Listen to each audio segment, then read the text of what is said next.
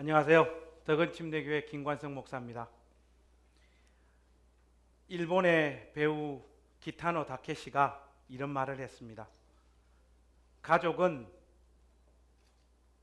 보는 사람이 없으면 쓰레기처럼 어느 곳에 가져다 버리고 싶은 존재다. 여러분들 마음에 좀 동의가 되십니까? 저는 이 말이 너무나 많은 동감이 되어집니다. 특별히 저희 아버지로부터 받았던 상처와 아픔은 이루 헤아릴 길이 없습니다. 저희 아버님께서는 한평생을 술과 노름으로 자기 인생의 즐거움을 위하여 가족들을 희생시킨 아주 대단한 분이셨어요.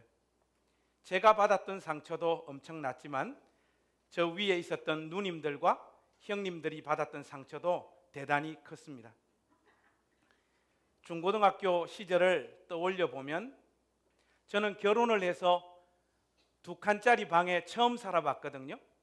아버지께서 한평생을 술과 노름에 집중하셨으니까 가정 경제를 온전히 책임질 수가 없었던 것은 너무나 당연하지 않겠습니까?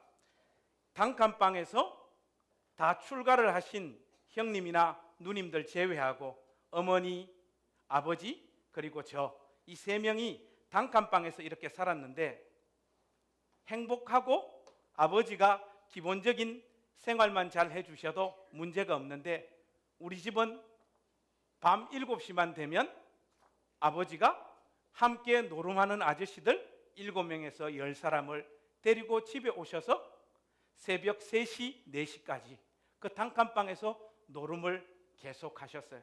노름할 때 여러분 노름만 그냥 합니까?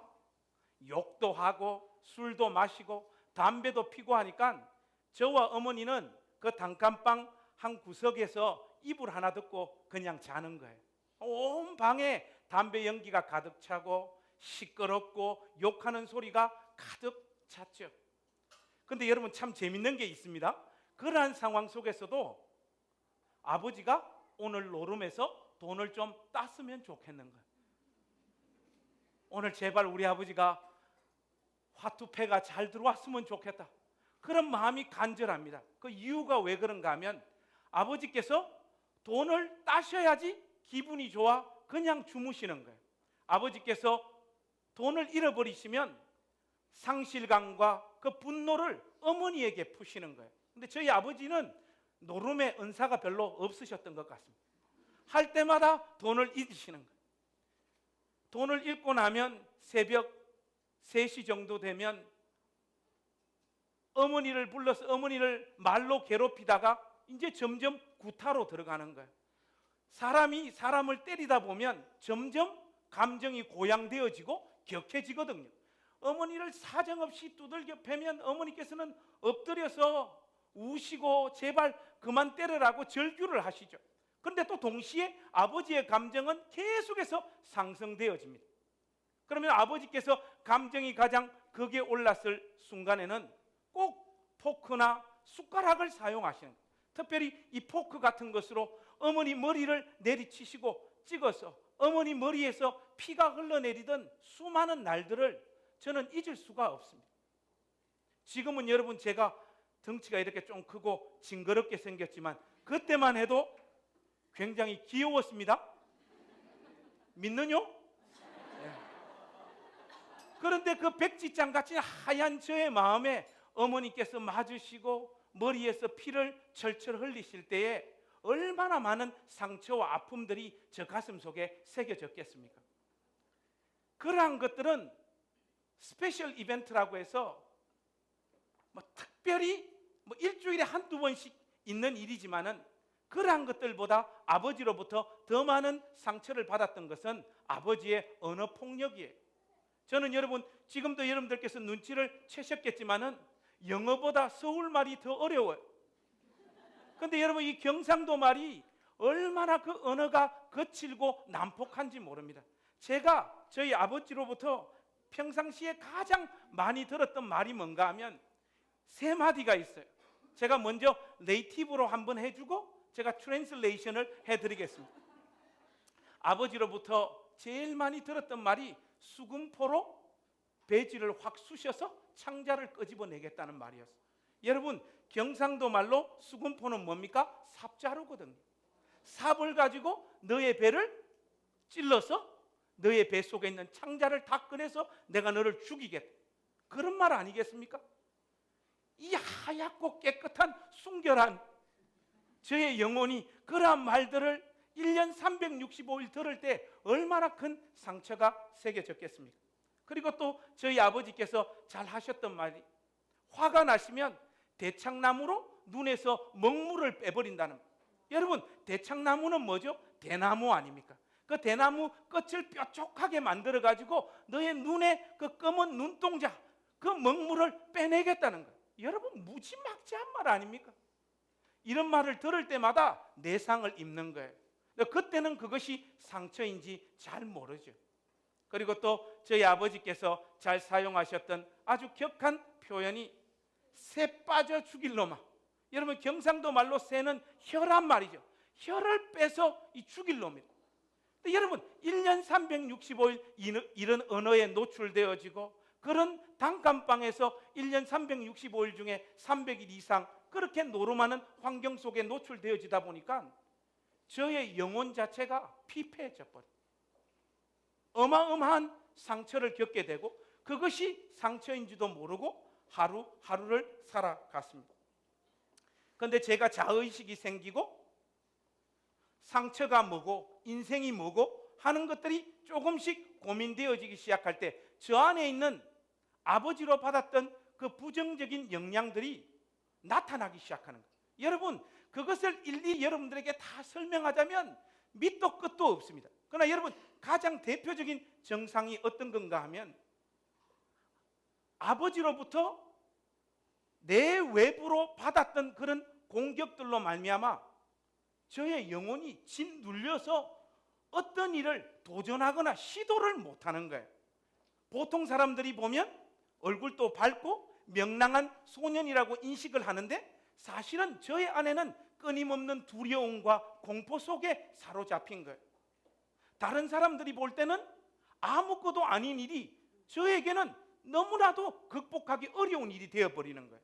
삶의 모든 부분에 이런 부담감이 막 다가옵니다. 공부도 잘할 수도 없고 누구에게 예의를 갖추어서 말하는 것도 잘할 수 없고 손재주를 기본적으로 익힐 수도 없고 무엇보다도 건전한 인간관계도 형성할 수 없는 그런 영혼이 되어버린 것이에요. 또 더군다나 저의 이 자아상은 끊임없이 어둡고 부정적인 쪽으로 계속해서 흘러가는 거예요. 교회 가면 목사님들이 어려워도 감사해야 됩니다. 어려운 중에 감사하십시오. 그렇게 이야기하지만은 저의 속에서는 목사님의 그런 설교를 듣고 나면 어떤 반응들이 나타나는가 하면 감사할 게 있어야지 감사하지. 한마디로 저에게 인생을 밝게 보고 하나님께서 베푸실 은혜들을 기억하며 노래하며 걸어가는 인생이라고 하는 것은 남에게나 있을 일이지 저에게는 있을 수 없다라고 생각하며 저는 살아갈 수밖에 없었습니다.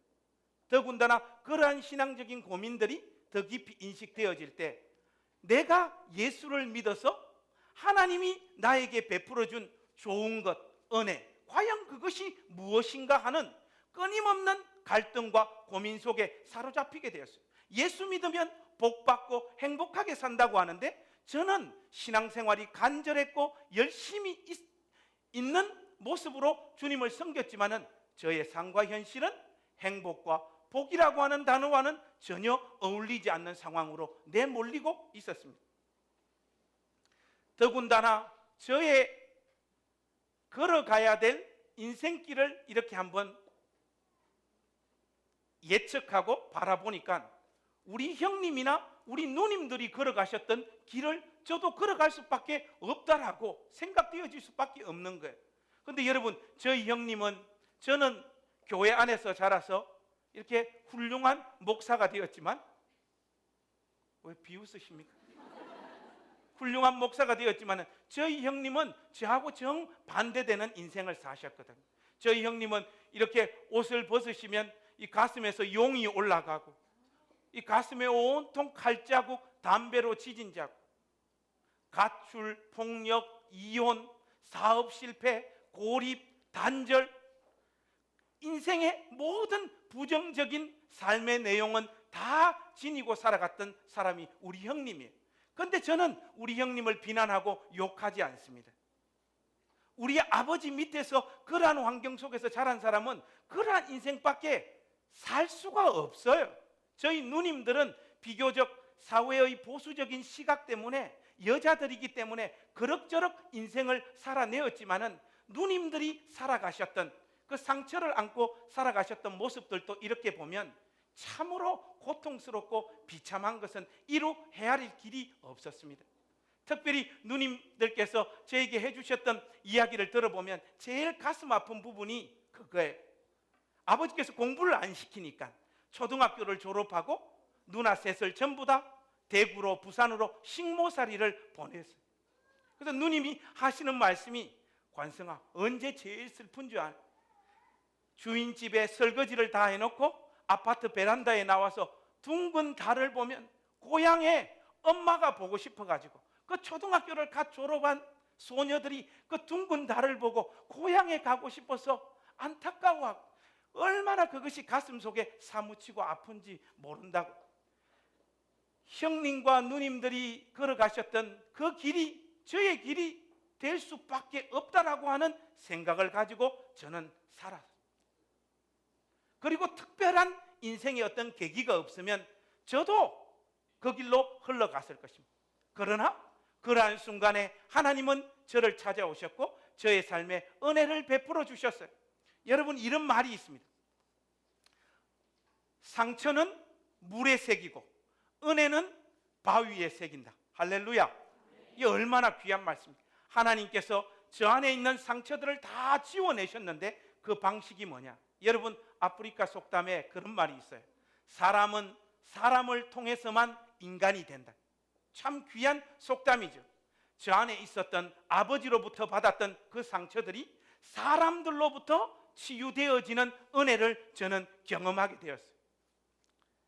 특별히 제가 중고등학교 때 저희 고향교회 울산 침례교회 이정혜 권사님, 그때만 해도 40대에 아주 이쁜 집사님이셨는데 지금은 이제 64, 65 아마 선생님 나이가 그렇게 흘러갈 거예요. 아무도 저를 주목해 주지 않았습니다. 저는 태어나서 그 어떤 누구에게도 진심으로 칭찬을 받아봤던 적이 없어요. 서두에도 여러분들에게 말씀드렸다시피 그 언어폭력과 끊임없는 부정적인 사고방식들이 아버지로부터 주입되어졌던 인생이고, 교회에 가니까 우리 선생님께서 저의 모습이 어떻습니까?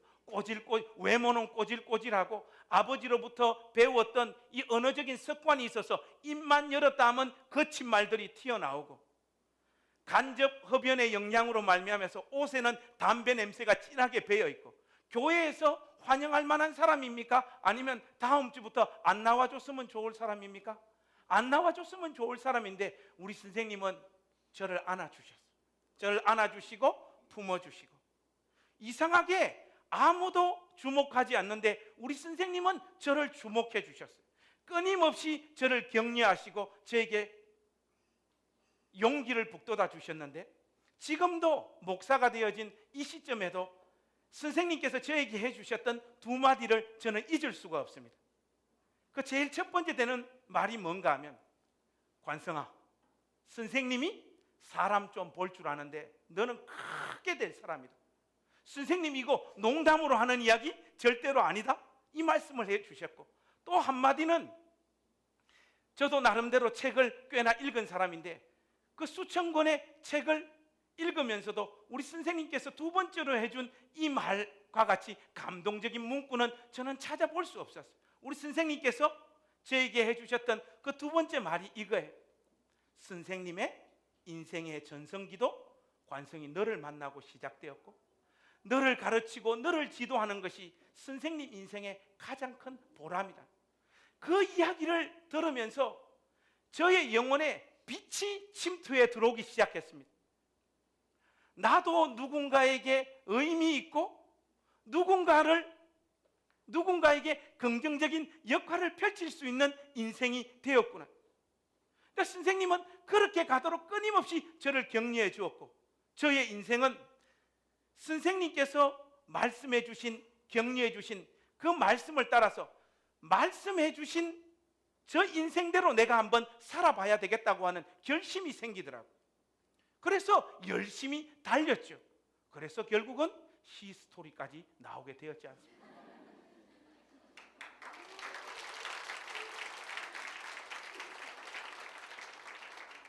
두 번째로 저의 영혼에 또 빛을 비추어 주신 분은 제가 영국에 가서 잠깐 공부할 때 그 우리 교회 윤 집사님이라는 분이 계셨어요. 우리 윤 집사님은 제가 인도하는 찬송을 그렇게 좋아하셨어요. 저는 찬송 인도하는 은사가 있습니다. 어떤 은사가 있는가 하면 반박자나 한박자 느려지게 부르는 거. 제가 불렀다면 회중 찬송이 늘어지는 거예요. 그래서 전사님 빨리 불러야 된다고 빨리 불러야 된다. 반주자도 끊임없이 저에게 푸시하고, 그러나 반주자는 저를 이길 수 없습니다. 어느새 반주자는 제가 인도하는 대로 반박자나 한박자 늦게 회중 찬송을 칠 수밖에 없어요. 근데 우리 윤 집사님이 그 찬송을 그렇게 좋아하셨어요. 다른 사람들은 다 저를 경멸하는데 그 윤 집사님은 너무 찬송이 은혜롭다는 거예요. 또 제가 영국에서 생활할 동안 경제적으로 어려울 때 많은 도움을 주셨고, 어쨌든 영국의 생활을 청산하고 돌아온다고 우리 윤 집사님을 맞아서 윤 집사님 찾아뵙고 인사를 하는데, 그때 우리 윤 집사님께서 저의 그 늘어지는 찬송, 나의 갈 길 다가도록, 이 늘어지는 찬송을 좋아하셨던 이야기를 하시는 거예요. 사연이 있더라고요. 21살 되는 우리 윤 집사님의 따님이 암으로 죽은 거예요. 저는 그것을 알지 못했더랬습니다. 영국에서도 인재였는데 이 딸을 먼저 보낸 거예요. 그 사연들을 이야기하면서 윤 집사님께서 아주 눈물을 펑펑 흘리시는 거예요. 그래서 제가 윤 집사님 마음을 아픈 부분들을 건드린 것 같아서 참 죄송해서, 아이고 윤 집사님 괜히 저 때문에 오늘 이렇게 눈물을 많이 흘리시는 것 같다고 그렇게 이야기를 하니까 윤 집사님께서 하시는 말씀이, 전도사님, 저는 딸과 21년 동안 살았던 추억만으로도 하나님 앞에 감사할 수 있는 인생이 되었다. 그 이야기를 들으면서 저의 자아상은 늘 어두웠고 힘들고 괴롭고 감사할 조건이라고 하는 것은 내 인생에 존재하지 않는다고 생각했는데, 그 윤 집사님의 그 한마디가 저의 영혼에 와서 그냥 탁 꽂혀버리더라고요. 얼마든지 내 인생 가운데도 하나님께서 오묘하신 섭리가 있고 계획이 있어서 내 인생길을 이렇게 인도하시는구나. 그걸 느끼며 새로운 인생을 살기로 마음에 결심하는 사람이 되었어요. 그리고 마지막으로 저의 마음에 이 상처를 지워줬던 인물이 한 사람 더 있는데 우리 아들입니다. 우리 아들은 현재 초등학교 6학년인데 얘가 5학년 때였어요. 우리 교회에 보면 이 지하실이 조금 있거든. 거기서 축구도 하고 야구도 하고 저하고 놉니다. 한참 우리 아들하고 이렇게 놀다가 이제 샤워를 하러 들어가는데 우리 지호가 저보고 그런 말을 하는 거예요. 아빠, 나는 아빠가 참 좋아. 근데 여러분, 그 말 한마디가 저의 마음을 그냥 움직여버려요. 방송에서 이런 말 하면 안 되는데 눈물이 터져 나와서 순간 쪽이 팔리는 거예요. 그래서 빨리 욕실 문을 닫고 그 안에 가서 펑펑 울었어요. 왜 그런가 하면 저는 아버지로부터 받은 영향 때문에 형님께서 사셨던 삶의 모습들을 다 알고 있기 때문에 저는 내가 열심히 살아도 좋은 아빠가 되어질 수는 없을 거라고 생각했어요. 아버지로부터 받았던 그 영향들을 나도 모르게 자식들에게 쏟아붓고 있다라고 생각했기 때문에. 근데 나는 아빠가 참 좋다 하는 그 말이 하나님께서 저의 인생을 향해서 인정해 주시는 말씀으로 다가왔어요. 사랑하는 이 시스토리에 참여한 믿음의 권속 여러분, 분명합니다. 상처보다 하나님의 은혜가 더 커요.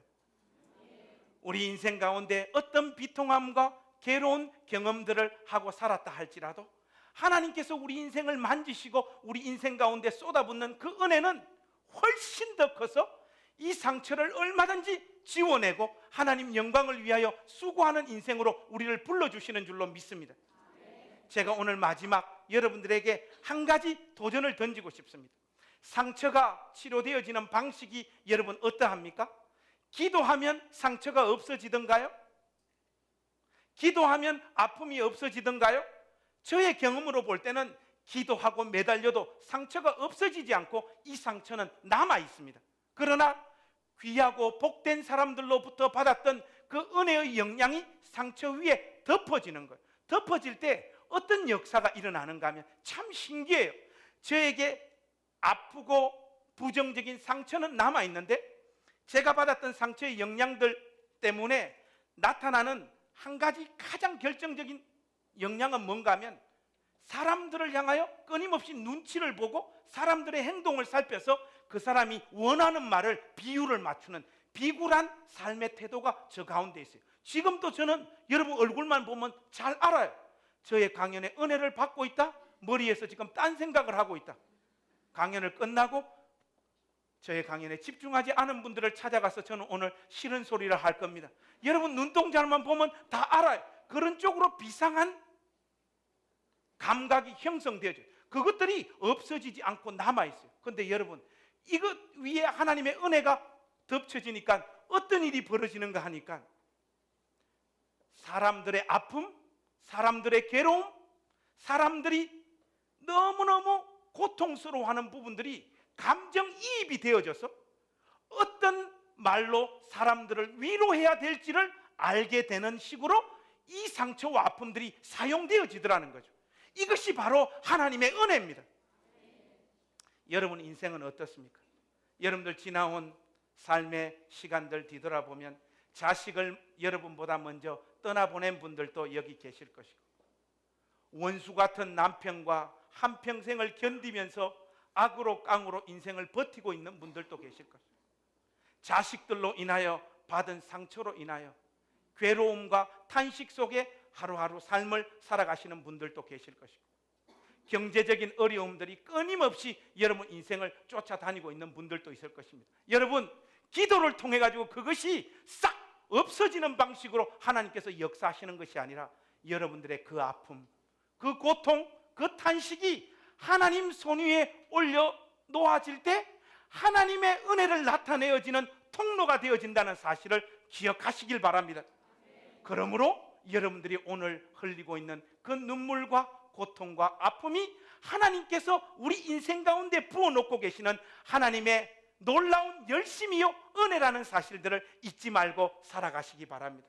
어떤 삶의 현실이 여러분들을 찾아오더라도 노래하며 찬양하며 하나님을 높이시는 인생이 되십시오. 하나님은 실수하지 않으시고 여러분 인생을 복되고 아름답고 여러분들이 전심을 다하여 하나님을 찬양하는 그 복된 자리로 인도해 주실 줄로 믿습니다. 못 믿으시겠으면 저의 인생을 보시고 그것을 믿을 수 있는 복된 인생들이 되시기를 우리 구주 예수 그리스도의 이름으로 축복합니다. 감사합니다.